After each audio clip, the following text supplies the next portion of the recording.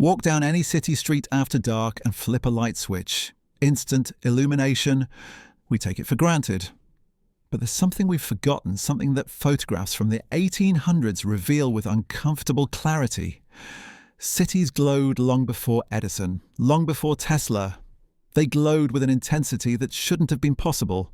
I'm talking about urban centres bathed in light decades before the electrical grid existed. Not dim candle-lit streets, not flickering torches casting shadows, genuine illumination, bright enough to conduct commerce, bright enough to extend the workday deep into winter nights, bright enough that crime rates dropped measurably in newly lit districts. The official explanation is simple. Gas lamps, arc lights, oil lamp systems, all pre-electric technologies that historians comfortably categorize and file away.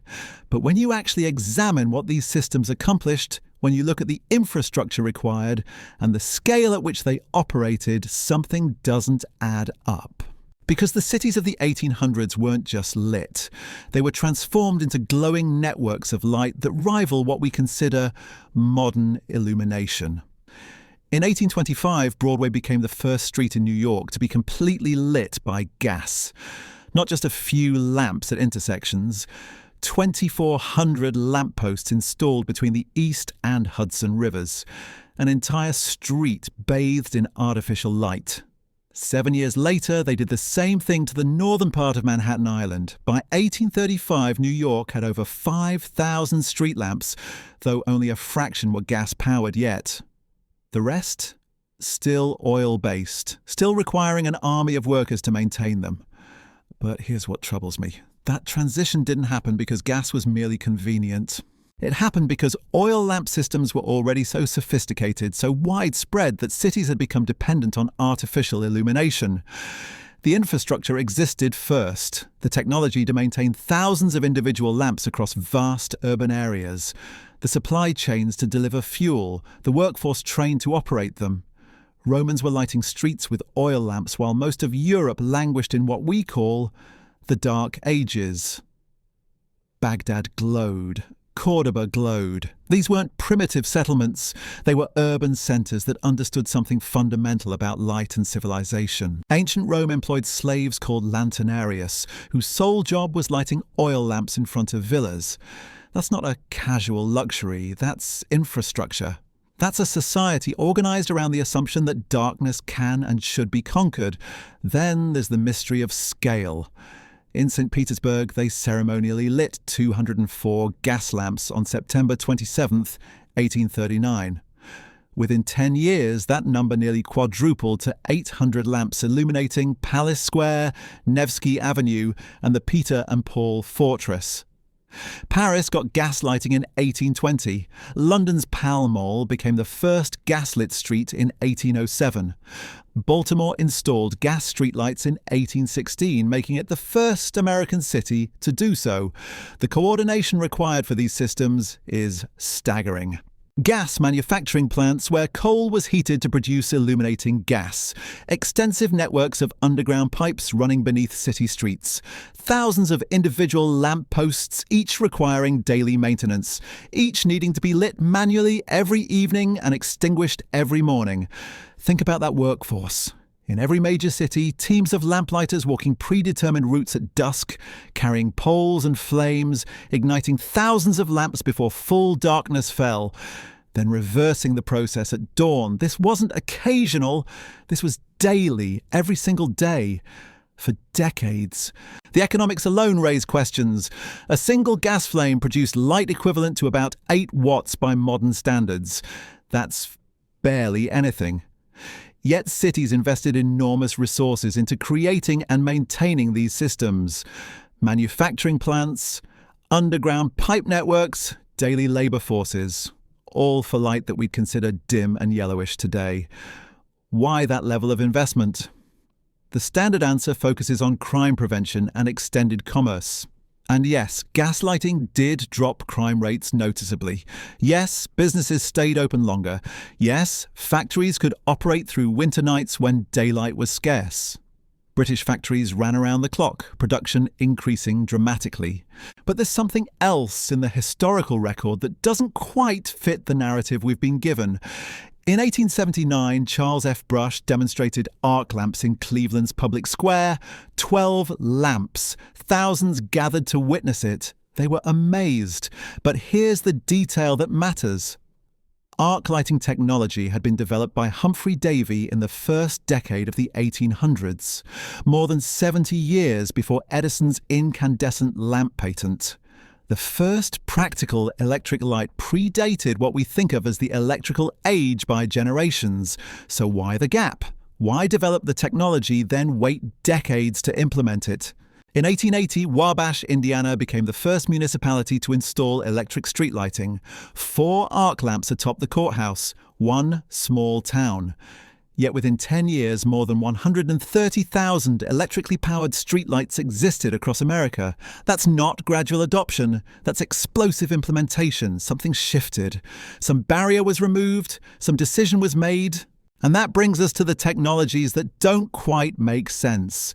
The systems that work too well, the infrastructure that appeared too coordinated. Because before we can understand why cities glowed in the old world, we need to examine exactly how they achieved it, the methods used, the scale of operations, the capabilities that somehow existed before they were supposed to be possible. The deeper you look into pre-electric lighting systems, the stranger the engineering becomes. Arc lamps weren't just bright, they were violently bright. An electrical arc jumping between carbon electrodes produced white light so intense it hurt to look at directly. Harsh, almost blinding. The kind of illumination that turned night into something resembling harsh noon. Yet these systems spread across America with remarkable speed once implementation began. The mechanism itself was complex.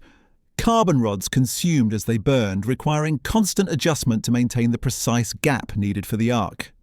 This wasn't set it and forget it technology.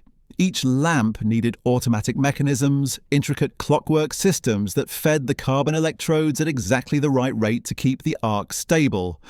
When those mechanisms failed, which they often did, the light died instantly. But here's what's strange about the maintenance requirements. These weren't simple oil lamps where you trimmed a wick and refilled fuel.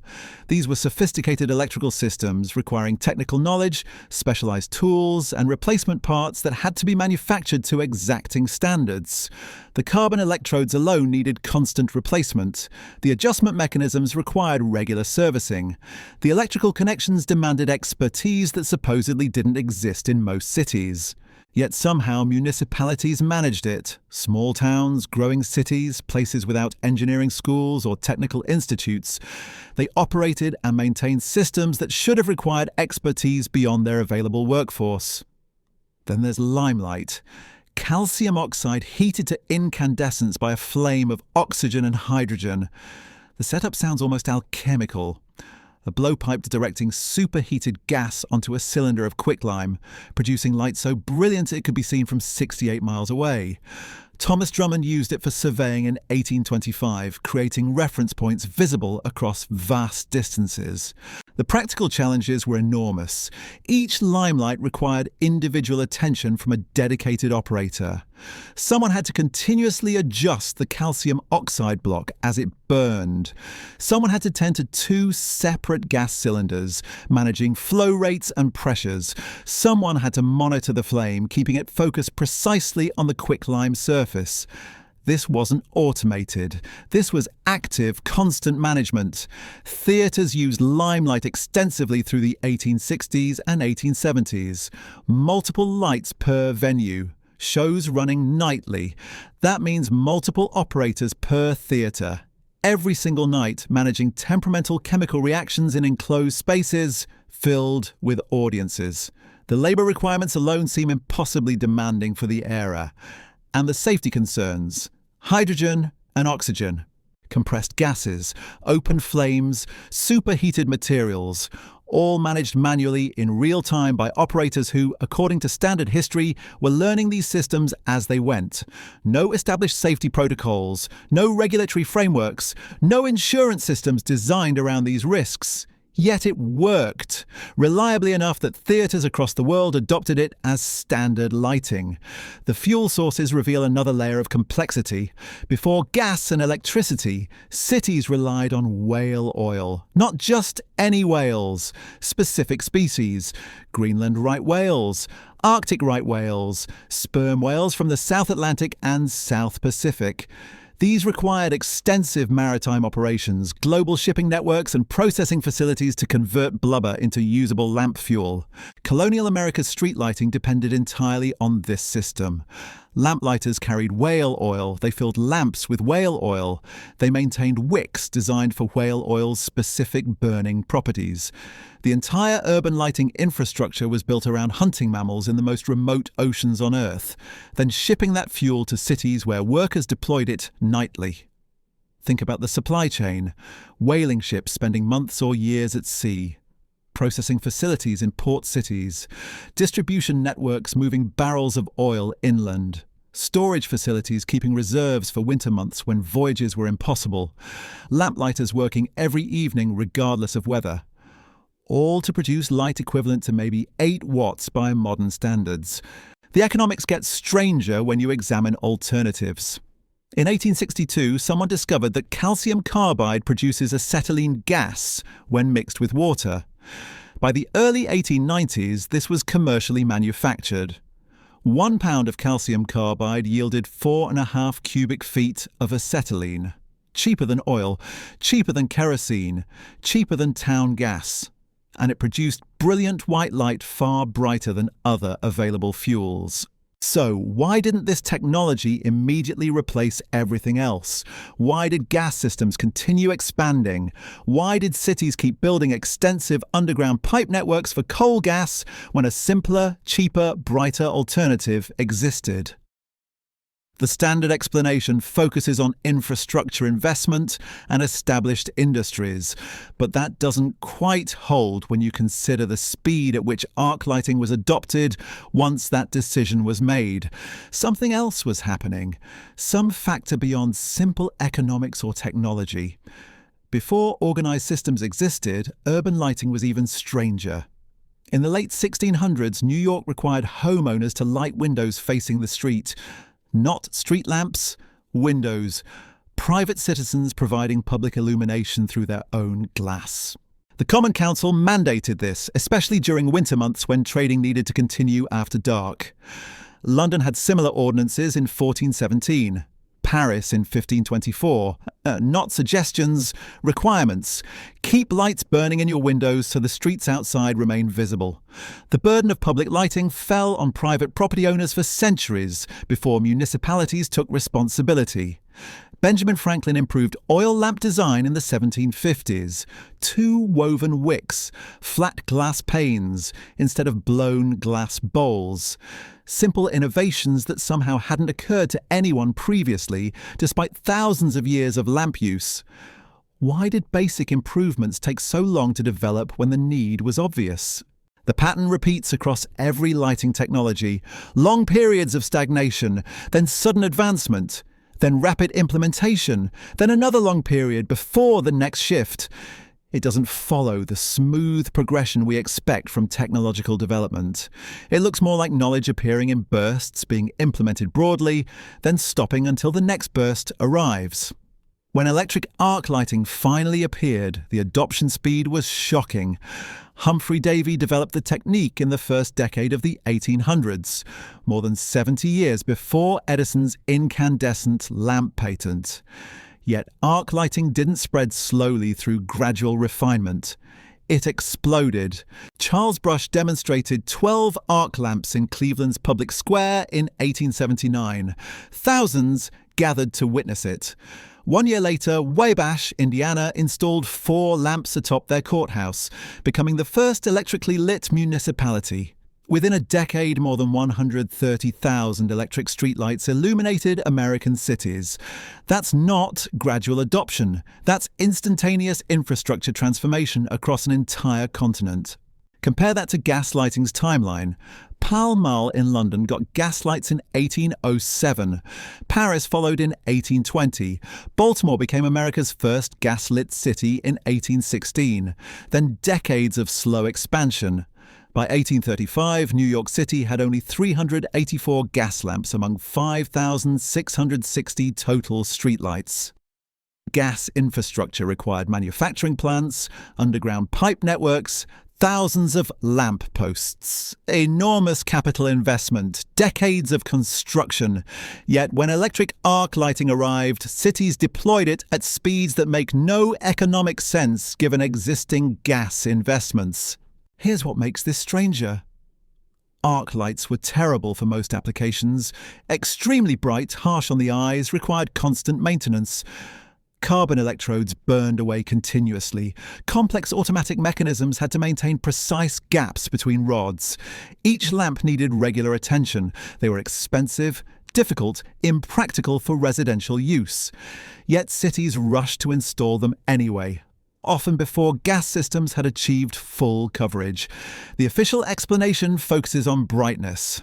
Arc lamps produced intensely white light. Gas flames were yellow, dimmer, about 8 watts equivalent.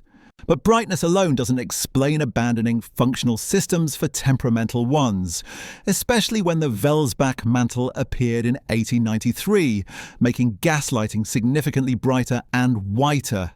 Cities immediately upgraded existing gas infrastructure. In 1904, Manhattan converted 16,000 old gas lamps to Welsbach mantles. If gas could be improved to compete with electric, why the rush toward arc lighting decades earlier?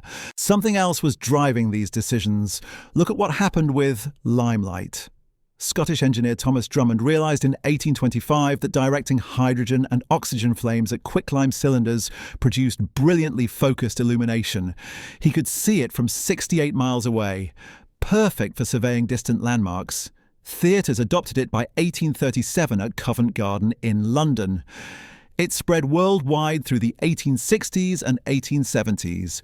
Incredibly bright, perfect for spotlights capable of simulating sunlight and moonlight effects. Yet it required constant operator attention. Someone had to continuously adjust the calcium oxide block, 10 2-gas cylinders, maintain precise flame direction, one lamp, one operator, continuous work. That limitation should have restricted limelight to specialized applications. Instead, it became standard theatrical lighting for decades before electric arc spotlights replaced it. Why accept such labor-intensive technology when simpler alternatives existed? The pattern repeats. Complex, demanding, expensive technologies get adopted rapidly despite obvious drawbacks. Then they're maintained far longer than practical considerations suggest they should be. Even the transition away from gas took decades longer than expected. Washington, D.C. had electric street lighting by 1881 at certain intersections. But the 1894 city map shows only 327 electric lamps compared to 6,246 gas lamps. Public funding for widespread electric lighting didn't happen until 1891. New York City didn't see electricity become prevalent until well into the 20th century.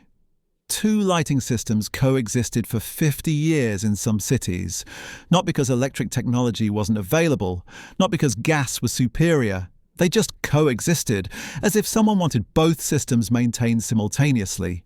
The consequences went beyond lighting itself. Gas illumination dropped crime rates in cities, that much is documented, but it also meant factories could run around the clock. British factories operated continuously, production speeds increasing dramatically. Workers found this a mixed blessing at best. Extended work hours, especially during short winter days, fundamentally restructured labour patterns. Theatres transformed too. Gas replaced candles because it was cheaper, brighter, didn't drip wax on actors. Audiences paid more attention. Theatre owners could police crowd behaviour better. Actors wore less makeup, used more natural gestures. One technology change rippled through entire social structures. Yet fire risk remained constant across all these systems. Rome's Great Fire in AD 64 burned for 6 days. Ancient cities experienced regular devastating fires. Smokeless fire would have seemed like magic because fire always meant smoke. Torches and animal fat created suffocating indoor environments. Soot blackened ceilings. The poor used castor oil or fish oil, their homes reeking constantly. During famines, darkness returned because virtually all fuels came from edible sources. Light and food competed for the same resources. That competition disappeared with industrial fuel sources. Coal gas, calcium carbide, petroleum products. Suddenly, light didn't require sacrificing calories. Cities could glow regardless of harvest success. The timing of that shift matters. It coincides with massive urban expansion, population concentration, industrial revolution. As if the ability to illuminate cities independently of food supplies enabled entirely new forms of social organization. Every lighting technology emerged in bursts. Long stagnation periods, then sudden advancement, rapid implementation, another pause. Not steady progress, punctuated development. Knowledge appearing, spreading quickly, then stopping until the next burst. That's not how technology typically evolves through incremental improvement. It's how technology spreads when something else controls the timings, when implementation depends on factors beyond simple invention or market demand. The lights were always brighter than they needed to be, the systems more complex than they should have been, and the transitions faster than economics alone could explain. The cities glowed. That's the part we can't explain away, not with gradual technological progress, not with market forces or economic incentives. The infrastructure was too sophisticated, the adoption too rapid, the capabilities too advanced for the timeline we've been given. We're told these were primitive systems, stepping stones toward modern electric lighting. But primitive systems don't illuminate entire city grids. They don't require global supply chains spanning multiple continents. They don't transform social structures, labor patterns, and urban crime rates within years of implementation. Something else was happening in those glowing cities of the old world. Something that photographs preserve, but history books carefully avoid examining too closely. The lamplighters walking their routes every evening weren't just maintaining lights, they were operating infrastructure we still don't fully understand. Infrastructure that appeared in bursts, spread impossibly fast, then paused as if waiting for permission to advance again. Look up at any streetlight tonight and ask yourself what came before.